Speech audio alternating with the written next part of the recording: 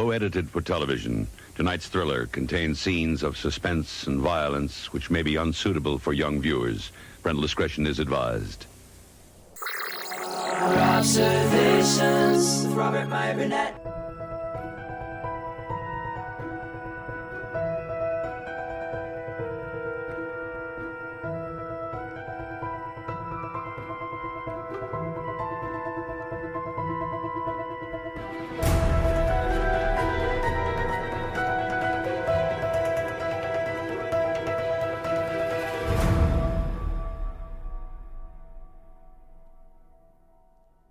Well, greetings, imagination connoisseurs. Once again, it is I, your Duke of Dope Discourse, your master of fun and wonder, your viceroy of verisimilitude, your sommelier of sci-fi and cinema, your evangelist of the imagination, and, of course, the perhaps never-to-be-defined existential Mr. Rogers. That's right, moi, Robert Meyer Burnett, and I'm Rob, casting at you from right here in the Robservatory, which needs to be cleaned. I'm working on that. Before New Year's Eve, it's going to be a whole different scene here in the Robservatory. I've been saying that for like 3 years, but I mean it this time.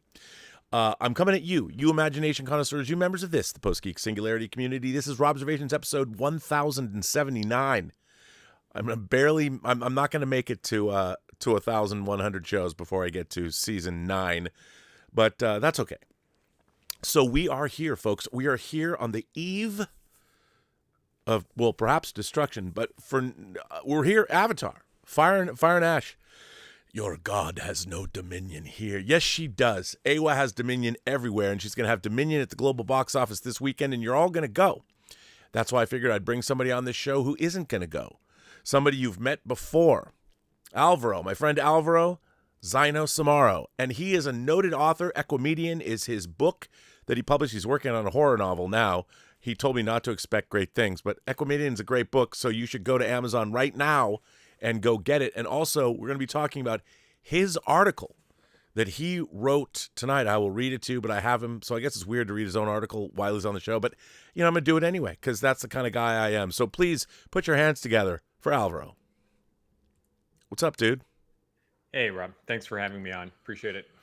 Well, it's always good to have you. You're one of the smartest friends I have, so by having you on the show, it just elevates my status, at least in my own mind. I think amongst my viewers, too. That's the only place that counts at the end of the day, right?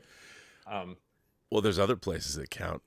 Before like the article, I know that's the only double entendre there. Before we get to the article, as you know, I like to look at any particular items of note on the calendar on the particular day in which we speak. And I couldn't help but notice that today was the birthday of J.M. Dillard. I don't know if you're aware of that. J.M. Dillard, I did not know. Star Trek novelist. She's a novelist of other things, too, but... Yep. And did she write the novelization for Star Trek? Did she write Star Trek 4? She wrote the novelization, let's see, from the films. She actually did Star Trek 5, The Final Frontier, 6, The Undiscovered Country, and then notably she went on to novelize all of the 4 TNG films. Right. So, right. But for me, my discovery of her work actually happened in 1993 because she also novelized the pilot of what I think is still the best Star Trek pilot, Star Trek Deep Space Nine Emissary. Yep. That was turned into a full-length novelization, which I think is one of the best ones still. I would say the best modern pilot of the 1970s. I agree, 1987 on. Totally agree with you. Interesting to read her book. Did you ever read that one or no? Yeah, I did. I liked her stuff. I liked Vonda McIntyre more. Right. It was interesting because obviously she novelized Star Trek 2 and Star Trek 3 and Star Trek 4. Then I guess, right? Did Vonda McIntyre do 4 if J.M. Dillard didn't? I don't remember. Can't remember everything. So Roddenberry did the first one. McIntyre did 2, 3, and 4. That's correct. So she did the trilogy. Yes. The Spock trilogy. Yeah. So, which is good. Now you bought the new Greg Cox book. Star Trek novel. I did. Yeah, absolutely. I have to say, Yep. I have to say, first of all, kudos for making a sequel to Turnabout Intruder, which he did. But there's a really interesting So for those of you who don't know, in the last episode of Star Trek, they found this thing on Camus 2, this ancient artifact that could allow you to switch essences with another person. And of course, Dr. Janice Lester, who's a woman who's gone wackadoo, switches her body with James T. Kirk. They bring this technology back, and they use it in a really interesting way with Chekhov. And if you haven't read the book, I don't want to ruin it for you, but I thought it was a really interesting idea. It was a very cool sci-fi idea. Star Trek novels don't usually tend to push that hard, but I thought it was pretty neat. I liked it. Yeah, I believe this is it's called Identity Theft. Yeah. I don't have it in front of me, but I think that's the title, and it was published in December. Yep. It's nice that even with the push for the tie-ins for Strange New Worlds and some of the other shows, we're still getting classic set, TNG set and DS9 set books. Yeah, I mean, I wanted to, after Coda was over, I was like, well, the Litverse is gone. Fuck these people for ruining what I love so much. But I mean, people like Greg Cox and David Mack, I will always support them. And David Mack's been doing, look, have I read his Strange New World? I did read his Picard novel, Firewall. Yeah. Did you read that?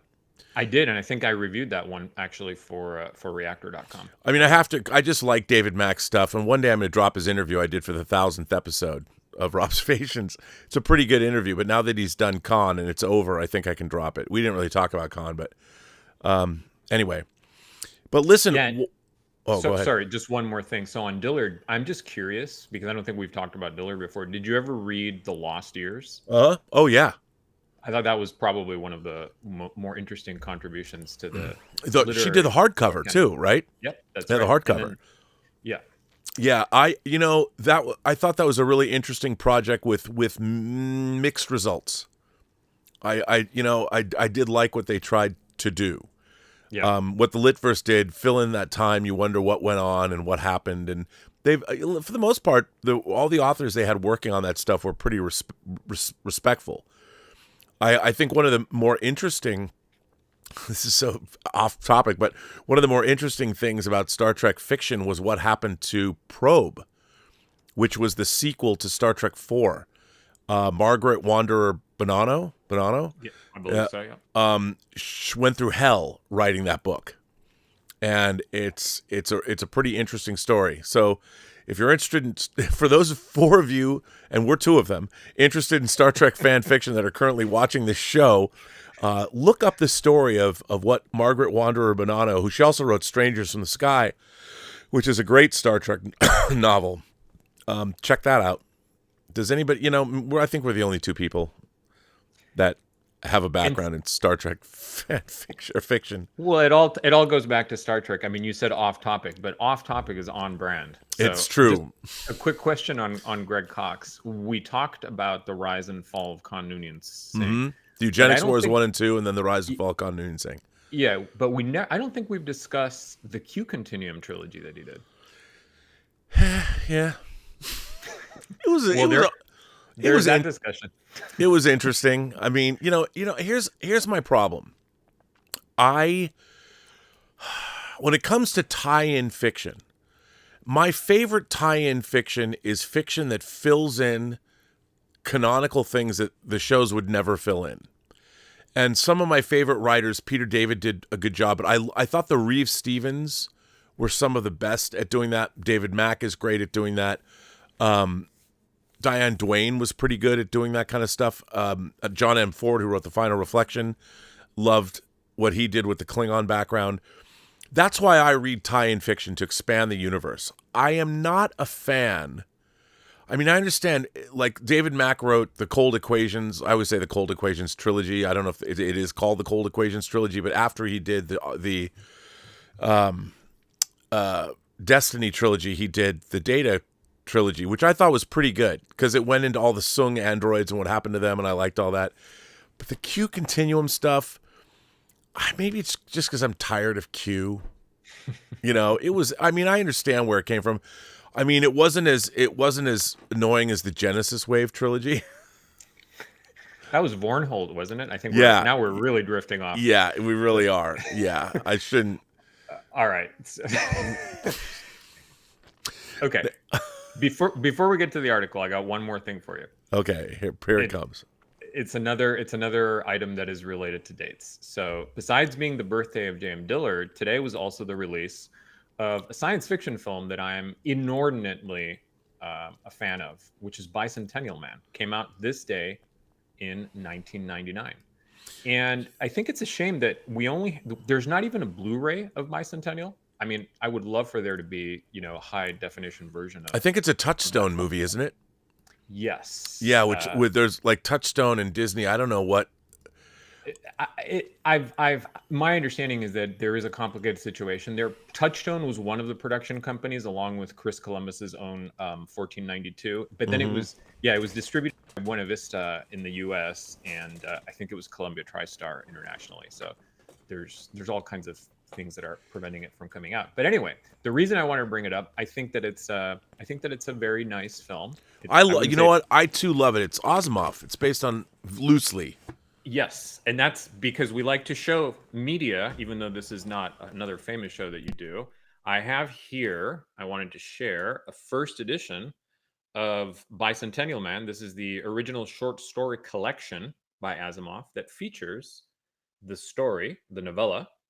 And that novella was, in fact, later expanded into a novel by Robert Silverberg called The Positronic Man.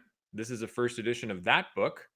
And Robert Silverberg is the Grandmaster science fiction author that I did a whole book of interviews with called Traveler of Worlds. Do you want me to put a link to that? I didn't do that. But people go to Amazon, buy Equimedian. Now, I would ask you, looking behind you, I've never actually been to your domicile, as you have not been to mine. We have to maybe rectify that in the coming weeks. How many books do you think you have? It's in the thousands. Yeah. How many books do you buy a week? Not that many these days. I mean, it's been a while. I mean, I showed you I think Greg Cox was one of the recent ones. I have a couple of books on order, but it's tapered way down from the heyday, maybe. There's not a lot of interesting stuff. I mean, I want to buy books. I mean, no, there's a lot of interesting stuff. There's not enough space. That's the problem. Oh, well, there you go. For me, I mean, I find myself going back and buying older books. A lot of books I lost in my store locker debacle, one day. But then I find, like, it's so funny. I feel that whenever I go into, I love used bookstores, but whenever I go into used bookstores, I get so depressed because I'll go to like their cinema section and go, oh, I've got all these books. And my books are going to wind up in a used bookstore one day. I'll shuffle off this mortal coil and someone's going to say, what is all this shit? That doesn't stop from getting you those boxes of Blu-rays and 4Ks. So is that just because you don't see them in shops? Well, yeah, I have to say, if you were to look around me right now, it's absurd. The level of physical media is absurd. It's out of control. But a lot of that's because, dude, I got a box from Kino Lorber today, and it was do you like Monk? It's not my favorite. It's fine. So they've already sent me all the individual Monk episodes and the Monk movie. Okay. Well, they sent me the Monk box set. Like, it's just same thing. And God bless Kino Lorber for doing it. But anyway, we should keep the show short. One of the reasons I wanted to do this show today is Alvaro has a great Substack. And the name of his Substack is The Gulf of Selves, which I think is a great name. Do you have a reason why you came up with that name? Sounded cool. Okay, that's what I thought. Well, it's a terrific Substack, and the link is in the description. And I wanted to is it the Mechniverse? Sure, yeah. Okay. Or the Mechniverse. Yeah, the Mechniverse. That's what I thought. Okay, I want to make sure. You got it. And I don't know if it's Nicomedian ethics. I'm going to get to that. Was that the proper pronunciation? Anyway, I'm going to read this article because I thought it was really fascinating. I've covered articles that you've written before that come with lots of graphs, but I'll read most of the article, but then we can have the graphs to talk about because I want you to talk. I love when you do these actuarial tables and do your analysis. It's absolutely fascinating. And on the eve of, we've seen a lot of movies recently together. Well, not a lot, but we've seen a few movies together. We saw things like Anemone, and we've gone to we saw Weapons together. Correct. We've been seeing indie stuff. You and I went and saw Friday the 13th 3D and 3D in Auditorium 13 down at the Regal Spectrum. We saw Dust Bunny. We saw Dust Bunny at USC with Brian Fuller. And you and I are always and you go see a lot of movies. You see a lot of independent films. And now with Avatar coming out, I wanted to drag you to see Avatar. But you're like, nah. It's not. I know it's not really your thing. But anyway, I wanted to read this article because I thought it was great. And it talks about, well, I'll let you find out what it talks about. So everybody, this is Alvaro's article, the accelerating expansion of the Mechniverse. And I hate when people say meh, but I like that he says Mechniverse. I've never heard that before. So here we go. In the society of Plato's Republic, only a small elite of gold souls rises above the masses of bronze souls to achieve true virtue and wisdom, implying that the most human endeavors fall short of excellence. Aristotle argues this in the Nicomachean Ethics. I want to say Nicomachean. The word is actually Nicomachean Ethics. That's actually a book. That excellence is an art won by training and habituation. In other words, it's rare. Centuries later, Benjamin Disraeli went on to write that 9/10 of existing books are nonsense, and the clever books are the refutation of that nonsense. He said that in 1870. And Rudyard Kipling similarly opined that 4/5 of everybody's work must be bad. And he said that in 1890. Now, Alvaro and I talk about this man all the time. If you're a Star Trek fan, you know who he is. Theodore Sturgeon famously encapsulated this notion of reigning mediocrity and scant excellence with his law stating that 90% of everything is crud. Did he really say crud? Did he not say crap? But anyway, 90% of everything is crap from 1957. Thus, we might say it was ever so. Now, if we assume that the proportion of memorable pop culture to disposable entertainment tends to hold steady, the rising volume of movies and shows would simply mean, in absolute numbers, that there are more great experiences for us to discover with each passing year. And I do believe that's true. But I think a key part of this equation is the discovery component. While there may be more higher quality entertainment being crafted per unit of time than ever before in history, it feels like each decade we hear about less and less of it. Here's a very quick temperature check. If we look at the highest IMDb rated film per year between 1990 and 2019 that has a substantial number of votes, and then take the average per decade, we see that in 1990 to 1999, the top-rated movies averaged a score of 8.66. From 2000 to 2009, they averaged 8.59. And from 2010 to 2019, they averaged 8.45. There's a dozen caveats for this. For instance, rating inflation or vote thresholds. But it does directionally align with the idea that the perception of the quality of the highest-rated films by IMDb users has declined over the last few decades, and done so in an accelerating fashion, dropping by 7% from the 1990s to the 2000s, and then declining by double that, 14% from the 2000s to the 2010s. So, if Sturgeon's law of proportionality is holding true, and each consecutive decade actually had, on the whole, more films that ought to be rated more highly than those of the preceding decade, it would seem that not as many of those top-tier films are breaking through in a mass way to the users who vote on the site. This brings us back to the idea that maybe it is objectively becoming harder to find the rising number of top-notch stories out there. But how much harder? Is there a way to even approximately assess that? In what follows, I'm going to focus on films, and I'm going to use some simple samples to illustrate how we might build a model to try and quantify the growing difficulty in finding great movies. This is a conceptually simple approximation inspired by increasing distance of objects in our actual universe due to its accelerating expansion. First, let's think about production dollars for theatrically released movies, and let's compare not great, huge budget flicks with highly regarded, lower budget films. The following two tables show recent-ish representative samples of each.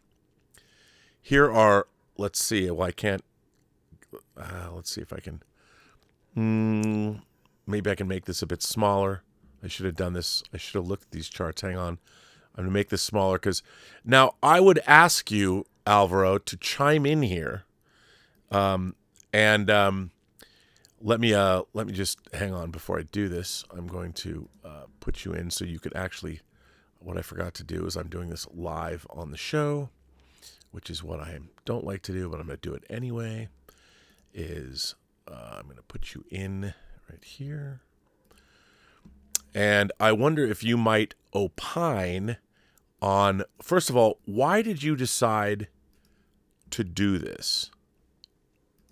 Well, I think that the question that came to mind that I was trying to get at with some of this, some of the things that I look at in this article is there seems to be sort of a contradiction, right? I mean, you hear a lot of people talking about how there's not as many great films, and everything is either IP connected or a reboot in some way, and so on and so forth.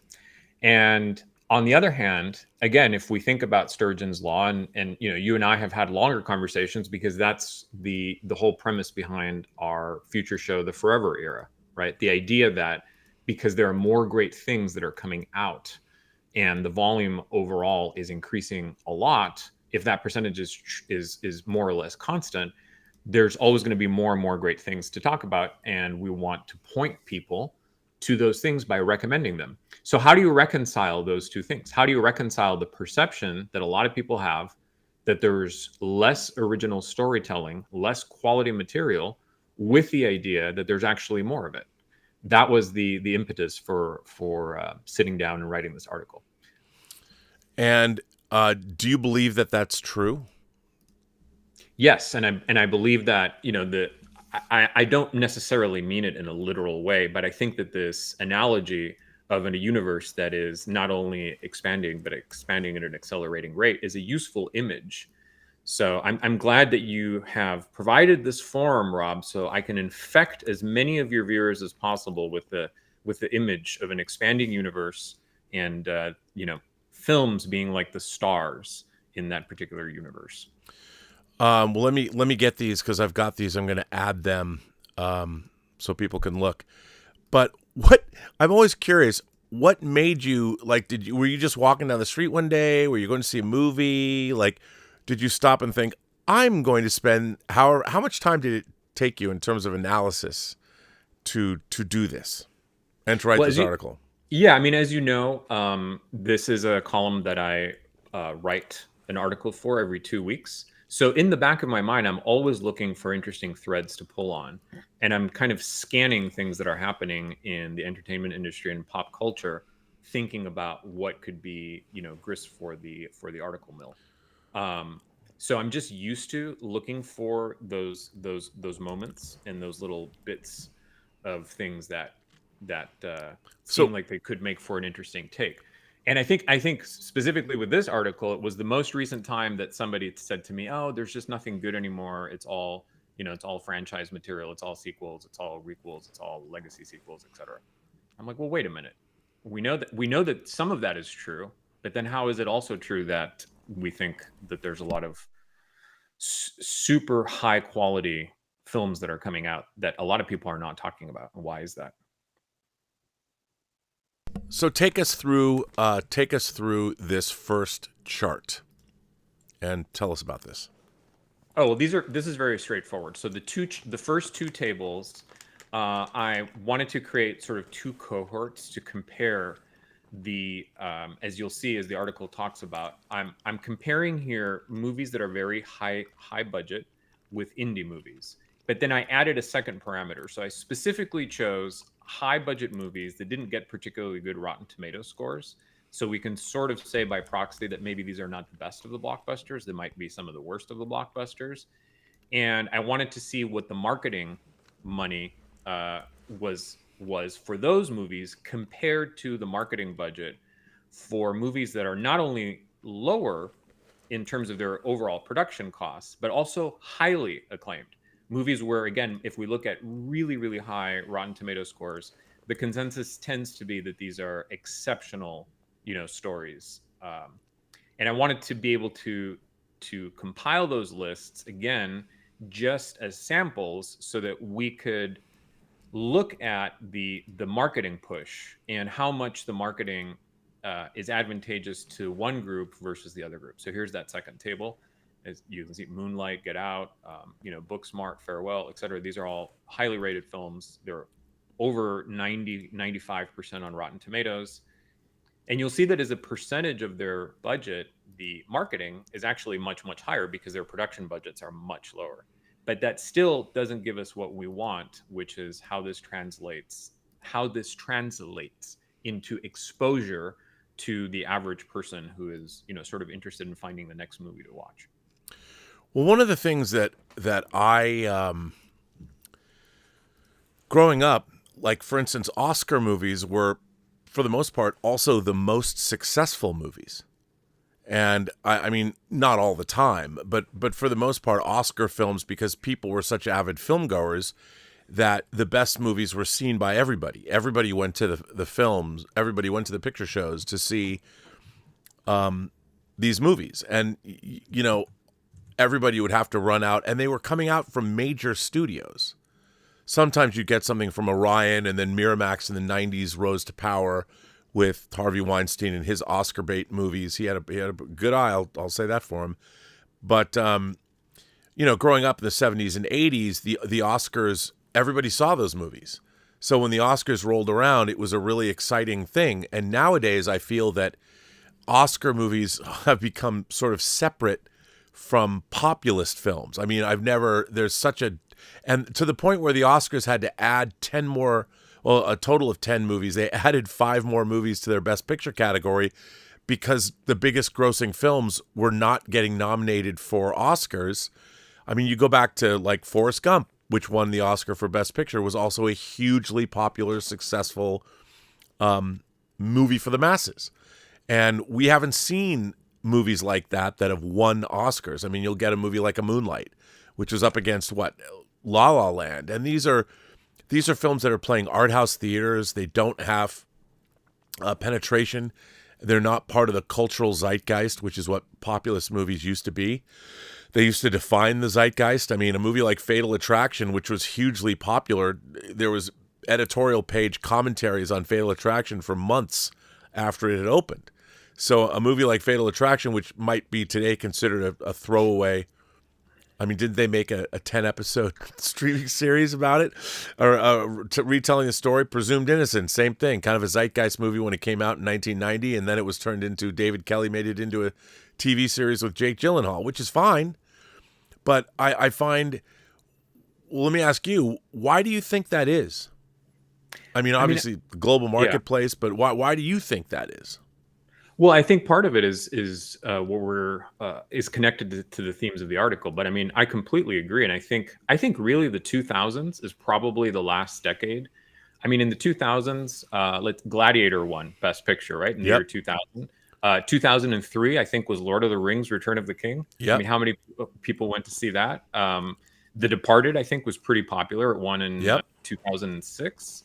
And I think around 2010s, you start to get like The Artist, Birdman, Moonlight, Spotlight. You're getting these films that are much more niche in their appeal.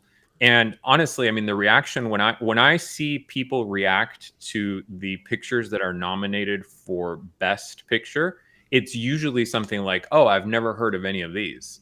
Right. And like you said, that was clearly not the case maybe 10, 15 years ago. I think that part of it is because the Academy has taken on a more not only curatorial, but also a role in which they see themselves as protectors and purveyors of a kind of cinematic purity, which seems to be believed to be incompatible with mass appeal. And that perception didn't exist, as we were saying. I mean, there was some of that in previous decades. It wasn't always, really high grossing films, but there was much more of a balance. But I think that has to do with the splitting of the entire media landscape, which is part of what drove, again, the desire to write this article. If things fall into smaller and smaller niches, then it's just less likely. Everything is farther apart, so it's less likely for people to hear about, other things. The distance between a blockbuster, in terms of that perception of purity of cinema, to something that was a lower budgeted film, I think maybe 15, 20 years ago, was much less than it is today. And as that distance has grown, people just don't hear about those other types of movies anymore. Yeah, I mean, but it used to be like I remember growing up, we had a soda stick grindhouse in Bellevue, Washington called Crossroads. And while it was a little low rent, it wasn't necessarily well cared for. It was a quadplex.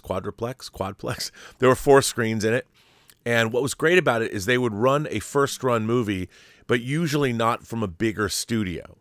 Like that was the place that I could, as a 12-year-old, sneak in to see De Palma's Dress to Kill. And then they were also showing like Fulci's The 7 Doors of Death, the American cut down to the Beyond. And then that's where I saw Phantasm. They would show Escape from New York. The Avco Embassy pictures would play there.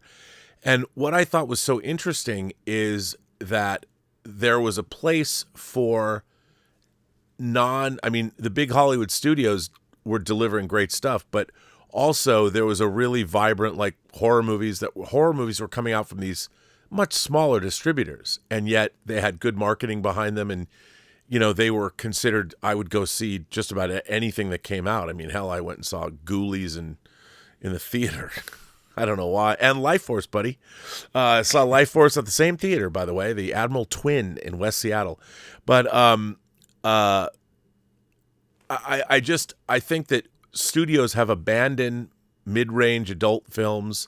They've abandoned even the exploitation movies studios release have some kind of a sheen, although Warner Brothers reviving the Final Destination franchise, which they did it in kind of a way where it had a little bit of prestige to it. Final Destination Bloodlines and it made a lot of money, and the Conjuring franchise is not considered slumming or low rent.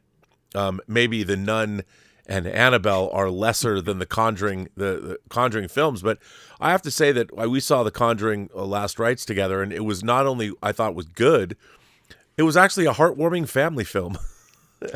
And it was another film that came out New Line, but Warner Brothers released it, and they made $1.2 billion on 4 horror movies. Sinners, one of the most prestigious films of the year, Final Destination, Weapons, and why am I drawing a blank on the other one? Final Destination, Weapons, Conjuring, and Sinners. And $1.2 billion. And so the studios can still make these films, but for the most part, they're not. And I know that what happened, the big difference, is the studios are serving a global audience now.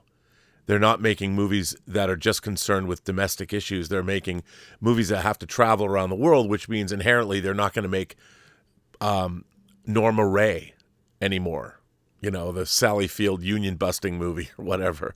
They're not going to make that anymore. They're not going to make Silkwood. That was a big Meryl Streep film. They just aren't going to do it. The mid-range adult drama is gone, and studios are now dealing in spectacle, which is fine. But it's weird because now the studios that aren't dealing in spectacle aren't necessarily dealing in the kinds of entertainments that the studios can provide, and it used to go hand in hand. I mean, now it's like, oh, this is an Oscar bait movie. And maybe A24 is straddling those two worlds, but still, A24, the company, is more popular than most of A24's movies, which is sort of interesting. But anyway, Now, what does this mean? Tell us about this chart. Well, so I think we skipped. Yeah. Did I skip it? Did I skip one? No. I was just talking about the text of the article, but also just to add to what you were saying. I figured since you're here, Just to add to what you were saying, part of it is the idea that because people have the equipment for viewing films at home, that experience has improved so much from a technical perspective. I think that people who make films that have higher budgets, there's maybe an underlying belief or push from executives and studios that they really need to be heavy on the visual spectacle to make people feel like they have to justify that trip to the cinema, right? And so that's something that was not as much of a factor in previous decades as we were talking about it, because the price of going to the movies was not as high, and the experience that you could get as at home, the margin or the gap between that and the theatrical was much higher. So I think that those factors also contributed. But coming back to the charts and article that you're showing, essentially what I talk about in the article is there's a metric called CPM, or cost per mil, cost per thousand. And so this is really marketing terminology that has to do with the price for trying to get 1,000 impressions or views. And so I use the first two tables that you showed to calculate, an approximate CPM, a blended CPM for those two cohorts, for the low-rated blockbusters and for the high-rated indies. And really what this table I thought was kind of interesting, you can see from this that even though the blockbusters that I chose, again, were not considered good, and the indies were considered to be very good, the blockbusters are forcing roughly a factor of 5.4x more eyeball exposure because of the size of their budgets. So their CPM is worse, right? They're less efficient at getting eyeballs through their marketing. They have a higher CPM cost, $18 versus the indies, which are under $9.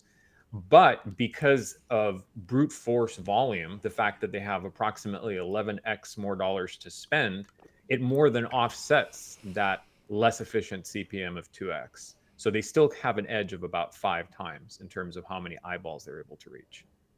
Interesting. So, I could read more of your article, but since I have you here and we're having this discussion, I figured, why not let people read the article? The link, you can follow along with the discussion. The link is in the description of this. We have a couple of super chats that have come in. First of all, the real Thomas Logan, who's a long time, we love Thomas Logan around these parts.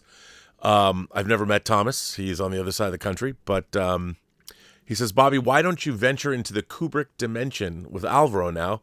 I'm sure he's seen more Kubrick films than Dieter Bastian. The Shining in IMAX was glorious. I didn't see, I think it's still playing. Maybe I should zip down tomorrow and we should go see The Shining at the Regal.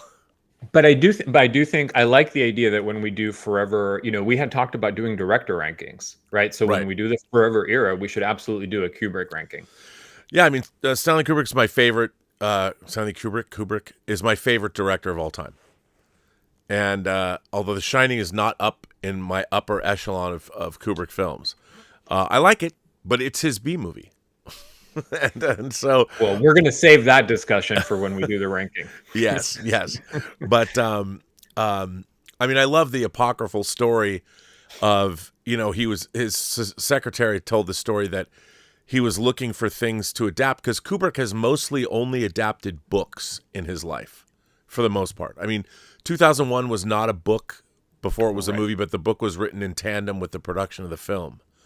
But it was based on a short story called The Sentinel, the Clarkett art, as you know. I don't need to tell you that. But for the most part, Kubrick was a book adapter. And the story was that he was frustrated because he couldn't find something he wanted to make. And his secretary said that every 20 minutes she would hear a thump on the wall. And that was Kubrick throwing the book he was reading against the wall, that he was trying to find something to make. And then suddenly there were no longer any thumps against the wall. And the book that he was reading was The Shining. And that's what kept him, which I love the fact that Stanley Kubrick, for all of everyone thinks he's so highfalutin or pretentious, or he really wasn't. He was just a perfectionist. He can control his art. He wanted to be surrounded by his animals and his family, and that's what he got to do, and make movies on his own terms. But I just love the fact that that's kind of how he lived his life, and I love the fact that he was not above making The Shining into a movie. You know, I mean, he was a populist, and he said to Steven, the reason he wanted to make AI was because he never achieved the kind of success he saw his friend Stanley Kubrick never saw Steven Spielberg's success in his life, and that's what he really wanted. And so AI was going to be his attempt to do that. Unfortunately, he didn't get to see it through, but Spielberg did a pretty good job of honoring his vision for that film. And Spartacus has a lot of pulpy material in it too. I mean, yeah, he inherited that though. Sure, but yes, totally, it totally does. So I will not. Thomas Logan wrote me a 5-page letter that I'm trying to make a single video for, and a special video for Let's Get Physical Media, but it's a lot to get through. It's a lot to get through. Darth Plato says, I hear there was a Star Trek funeral. After Star Trek has already been dragged about like the body in Weekend at Bernie's, or is the proclamation of death of Star Trek premature? Between you and me, Rob, I don't really appreciate this cynicism. Well, I think the entire enterprise of making Star Trek since 2009 has been cynicism. I think it's been a cynical cash grab by people who have only seen it as an opportunity to make money. And there's been no effort that I've seen to actually truly do something transcendent and worthwhile with the franchise. By the way, Darth Plato also says, I'm skeptical of this article's assumptions, Rob. Me too. Welcome to the club. But I would say reports of the death of Star Trek are greatly exaggerated. Really? Yes. So do you want to go back to the article, or so? No, I want to go back to the article. Should I go to the next chart? Yeah, absolutely. So Yeah. I'll just say before we talk about this chart. So the first factor, which we just reviewed, was the eyeball exposure, right? So the cost per mil and how that was different. And essentially we were seeing that high budget films have an advantage over lower budget films, even though they're less efficient in terms of their marketing dollars. Now, there's a second factor that's not included in the chart, so I'm just going to mention it before we get to the chart. And that is that if you think about production dollars as a sort of spend pie that you have, it's interesting to think about what is the size of the slice of the pie taken up by the blockbusters. And I think that this is one of the factors that aligns with people's sense that there's just constant IP movies that they're being exposed to. And so roughly in the 1990s, it was about 85% of production share went to the blockbusters. And then that percentage has also been increasing decade by decade. So that's something to keep in mind. And now you can show that chart that you were looking at. So this is essentially the compilation of a summary in terms of volume. Because again, we started with a question of how many more choices are available for viewers. And I actually saw an article where Paul Thomas Anderson, it's linked to in my piece, he was recommending some of his favorite movies of the year, and it happened to have some stats about how many more movies there are being made today than there were in the 1990s. And so I used that as a starting point to put this together.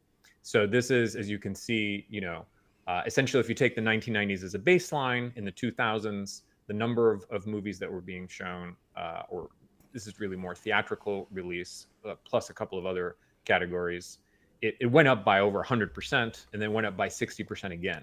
So just an incredible increase in the amount of film content. So with that said, we've now got 3 different things, and if you want to jump to the next one, we can do that. So this is a summary of those, right? The first factor, as we were talking about, is the paid exposure advantage that blockbusters have. And what I do over on the right, you can see the decades. We start the 1990s is the baseline. And then the second factor is the share of production dollars. And again, how the percentage has been increasing towards blockbusters from 85% to 88 to 92, all the way up to 95. And then just annual films that are available. It's theatrical. As I mentioned, there's also other factors like home video and VOD and streaming. And you can see that this has gone up 1,200, 2,500, 4,000. And now we can put all of these things together to estimate what the difficulty is, how the difficulty has changed in terms of being exposed to a higher quality film over the decades. No, And give that's- us an analysis of that. What do you mean by that? So that's actually going to be the last chart. So essentially, if you take those factors and you combine them, then you can calculate. If you say that in the 1990s, let's just take it again as the baseline. 1990s, the multiplier of difficulty would be 1, meaning that you're just defining that as your unit measure. That's where you start. So that's your baseline. Now, in the 2000s, what does that 1 turn into? Well, if you take into account the change in the exposure edge, the change in the concentration of production spend, and then the volume size change, that 1 becomes about 7. So now, basically what you're saying is that in the 2000s, it would be 7 times harder for you to organically be exposed to a lower budget, higher rated film than it would be a lower rated, higher budget film. And you keep doing that. And that's what this chart does, right? So you do the same calculation again from the 2000s to 2010s. And now that 1x, or that 1 factor from the 1990s, has gone all the way up to almost 20. And I did include 2020, 2025. We're only halfway through, but I thought it would be interesting to see if it was comparable to the last decade, and it certainly is. So essentially, this gives us the answer to the question that I framed up at the beginning of the piece, which is that really, if you're just talking about things that come your way in terms of marketing push, it's now about somewhere between 18 to 20 times less likely that you would be exposed to a higher rated film if it's at a lower budget. Well, one of the frustrations I think that we both felt with Brian Fuller's movie Dust Bunny, and it didn't even crack $400,000 its opening weekend. Now, we know it was a $20 million film, and Roadside Attractions through Lionsgate had guaranteed it a theatrical release, but nobody knew it was coming out. Right. Nobody really. I've been singing the praises of this movie for weeks. We've done shows on it. I love Brian Fuller. He's one of my favorite people in the business, and because he's genuine. I've never worked with him or for him, and I'm sure he's very exacting, and he's probably a pain in the ass and a producer's nightmare, to work with, because he is very exacting and knows what he wants, but the proof is on the screen. And at the end of the day, I think he's an incredibly nice guy, a very, very, as you know, intelligent man, and he has a lot to say, and he has, what I like is, what did you say he had sartorial splendor? Yes, I did. Well, he also brings that sartorial splendor to every frame. When you watch Dust Bunny, every frame of that film is full of style and his panache and his personal sense of just life, and it was for me. I'll watch anything if I feel it has authorship behind it.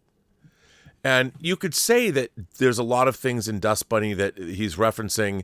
It's weird to me. It's like maybe that Mads Mikkelsen was an assassin from the John Wick universe that just happened to find his way into this movie. But that's because he found his way. He just happened to be living across the floor from a little girl with a wild imagination, and the fact that, well, we won't want to spoil it for anybody. But so we see a movie like Dust Bunny. I look at Dust Bunny when I see it. I'm like, if I was in marketing, that to me would be a gift. Here is a movie that delivers on what it promises and what it was designed to deliver upon. It is unconventional, even in the way it was shot, the 3-to-1 aspect ratio. So here we get to take this movie and really make something of it, and I felt it didn't get that. And I feel like so often one of the things I find really lackluster about Hollywood these days, I think the marketing, all marketing across the board is terrible. I think it's terrible. It's marketing movies has become generic, more generic than it's ever been. And it seems so strange to me that the one place that you would go and need innovative marketing is for a product that's sometimes, a product that's a $20 million product that has 72 hours to make its money back. I mean, let's face it, 72 hours, somebody invested that much money. And yeah, maybe a streamer will buy it and they know they're getting their money right away.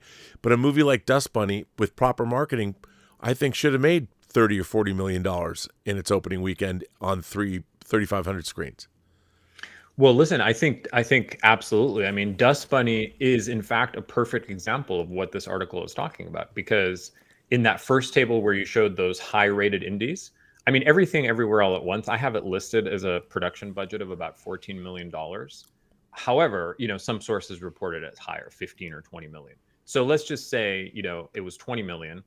It was on the other table, and Dust Bunny would be pretty much that, right? It would be a film that is sort of Everything Everywhere All at Once type. It hasn't caught on. I'm not saying that it's a zeitgeist movie in that cultural sense, but just in terms of having high ratings from critics and a budget that is not particularly high, especially when we're comparing to all of these other blockbusters.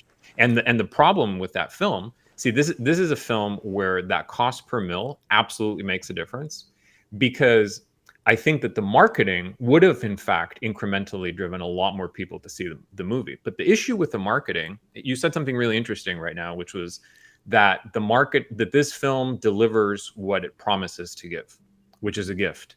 But I think that that's actually not the axes the marketing teams grade or try to evaluate movies on. It's not whether they're hitting what they're promising. It's whether they're hitting something else that is a known commodity or a known property, which is a completely different question.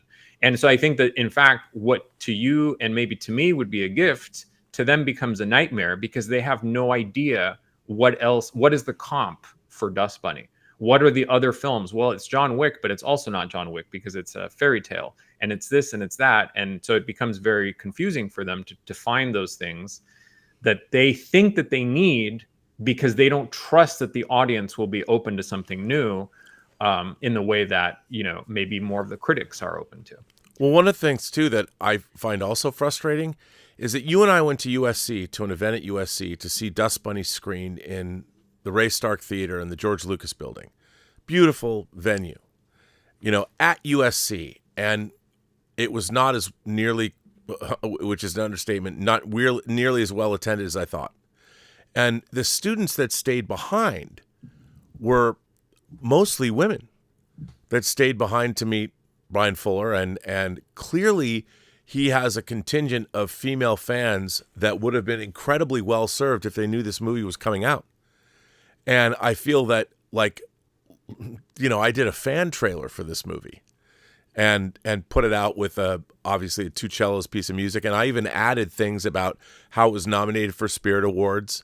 And I put in the end that it was opening on December 12th, and I felt I had to do that. I had to put it out and do what I could to tell people that. And still right now, I'm hearing from people that are like, I've never heard of this movie. When did it come out? I was recently at the Spectrum, so my local theater in Orange County. Yeah, but your local theater is like the coolest theater ever. And I went to talk. I went to proselytize how great this film is to the people that were working in the bar and the customers who were hanging out at one of the bars, because I didn't feel the need to see trailers for the film that I was going to watch. And even the employees who were working there at the theater where Dust Bunny is actually playing had not heard of it. Yeah. But here's what I don't understand. Why put it out theatrically? Why set up a movie to fail? I mean, what I also don't understand is there is all kinds of social media. Like I was putting stuff up about Dust Bunny on social media. It's free. You can put what Dust Bunny needed was a targeted social media campaign that spanned TikTok, that spanned Instagram, that spanned YouTube, that spanned Twitch. And that doesn't cost, I mean, obviously you have to make the material. I mean, Mads Mikkelsen and Sigourney Weaver and Brian Fuller himself were very visible. They did all the promotion they could, but they can only do so much. You have to have the marketing team. But of course, if they don't have the money, they don't want to do it. But I don't understand why a film like Dust Bunny, which does, I mean, it's a beautiful, if nothing else, I understand it's not everyone's thing, but you can't deny that it's beautifully made. It's incredibly clever. The performances are great. And it's just fun to watch. Look, is it going to change your life? Probably not. But you know what? It's one of those movies that would, like, I remember going to see a movie like, I saw The Hidden. Jack Scholder's The Hidden. You know, I would go see these movies, and you would hope I would see every B movie that was coming out. And I had a friend named Adam Carl. The Hidden came out after we were out of high school, but we would go see what we thought were going to be the worst movies that came out that weekend. And sometimes we would end up going to see a movie like Night of the Comet. Have you ever seen Night of the Comet? I have not. I'm aware of it, but I haven't seen it. Well, it was one of those movies where like, this movie's going to be terrible. And it was delightful. We loved it. Tough Turf was another movie like that. Tough Turf. And I'm not going to say how or why. I didn't even tell you this, or maybe I did. There is a possibility. I have a French Tough Turf poster. Don't ask me why. Don't judge. And there is a possibility in Tough Turf, James Spader and Robert Downey Jr. are in it. And you mentioned Age of Ultron is like the secret Tough Turf. Yeah, it's the secret sequel to Tough Turf. Right. I was told that I might have signatures in my future for my Tough Turf poster. because for me, I'm not looking, I don't care about autographs, but I do have a French Jean-Pierre Jeunet. I got a Amélie poster for Elizabeth, and we went and saw Jean-Pierre Jeunet at the American Cinematheque. And because she spoke fluent French when all these people were trying to get his autographs, she's like, "Oh, mademoiselle, come here." And we have a signed Amélie poster. So, well, and you were saying, Dust Bunny is not, I mean, the thing about changing your life. I actually think that Dust Bunny is the sort of film that will become a cult movie. And I do think it has very long legs. And I do think it's original. And I think if you see it at the right age, it is the kind of movie that could actually change your life. Like, it could be somebody's classic. I think it will be, for sure. At that right time. And also going back to the USC thing, I mean, we were talking to the event organizer and asking about attendance because we were curious. And when I brought up the fact that they were going to have, Merchant. James Ivory. I'm sorry, James Ivory from Ivory Merchant Productions in attendance. And the organizer was sort of acknowledging that there weren't going to be as many people there as even had come to Dust Bunny, or maybe something similar. And I remember you and I were quite perplexed by this. And the explanation that we got was that those films are actually a lot older, and so they're less interesting to people. So I can see how if people are studying film today, they might be more susceptible to a recency bias in terms of things that are extracurricular, because they want to talk about things that are new and exciting, as opposed to maybe older and a little bit more stodgy. But look, I went to USC. Yeah. And I can tell you that wasn't the case when I was there. Right. That look, I've been talking, it's weird for me to say this, but I've been opining on YouTube for 10 years. 10 years about movies. When, John Schnepp called me up and said, "Hey, man," my friend John Schnepp, "come and do this YouTube show." I was like, "What do you mean show?" "Yeah, we got the show. We're going to talk about movies and comic book movies. It's called Heroes. You got to come do it." I was on the 6th episode of Collider Hero. Well, actually, it was AMC Heroes at the time in April of 2015. And now it's December of 2025. I can't believe we're talking about movies on YouTube right now for 10 years. It's amazing. It's kept me going, but it's been interesting. But what I have noticed is I think that there is less interest in cinema as an art form, and there's more interest in, there's an interest in Star Wars. People like Star Wars video games, comics, but Star Wars is when Martin Scorsese came out and said, Scorsese said, he said superhero movies aren't cinema, and everyone jumped down his throat. Oh my God. At least our community, this community of online YouTube punditry and fans and all that. But I totally understood what he was saying. I mean, yes, I love Infinity War and Endgame. And they are movies, and they are beautifully made films, and they've got a lot going on. But I don't think they hold a candle to what Antonioni did with La Notte, La Ventura, and The Eclipse. And people would look at me and say I'm absolutely out of my mind because you've got. But it depends what you're looking for when you're going to the cinema. And what I love about movies is I was serviced by all movies, and I love. I mean, I've been watching this Screen Crush video, this Avengers theory video, Avengers Endgame and Doomsday. Like, I am so excited. I've gotten myself in such a lather about the MCU between Terry Metalis' Vision, Endgame coming out again with a different ending, and Doomsday and Spider-Man Brand New Day. I mean, I'm totally in. And I love the fact that I've convinced myself I might be bitterly disappointed. But these are not movies that alien archaeologists that find the remnants of our civilization are going to look at and think, well, these represent these people. These are what humanity was all about. These superhero movies, I still love them. But on the other hand, I can love my Antonioni, and I can love my Kubrick, and I can love. But I think our civilization, our society right now doesn't. And that makes me sad. Well, I mean, I think this ties back to a much broader issue of the reduction in, the footprint and the importance of cinema in the general discourse, right? So, I mean, it's all, you have to kind of take that into account as well. But I would say, I mean, if we want to get to the end of the article, do you want to just sort of jump forward and get to the conclusion? Because I think we've hit the major points, and then we can. Sure. Yeah, let's go back to the article because I think your conclusion's great. So let me jump in back to it. Let's see. I think. All right. Oh, this is you have a great line here.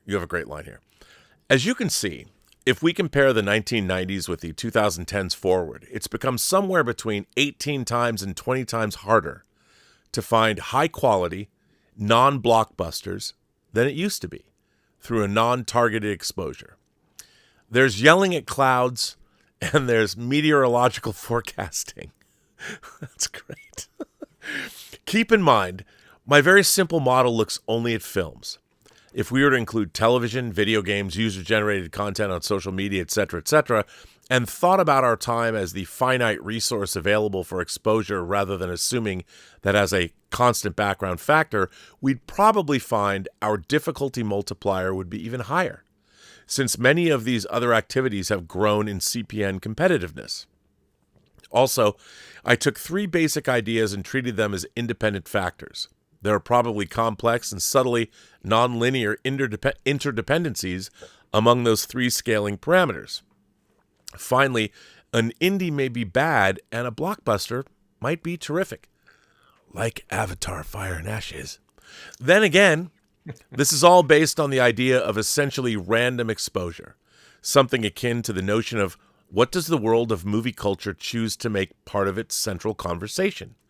But in reality, highly sensitive algorithms are largely responsible for driving customized engagement based on historical usage patterns. So folks who take the time to engage heavily with indie-forward news outlets, review channels, podcast discussions, and so on, may in fact receive disproportionately more exposure regarding titles outside of the general currents than they would have in the past.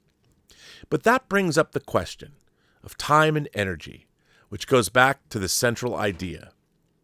If we're willing to deliberately invest more effort to discover interesting stories, our efforts are likely to be rewarded, and incrementally more so today than ever before.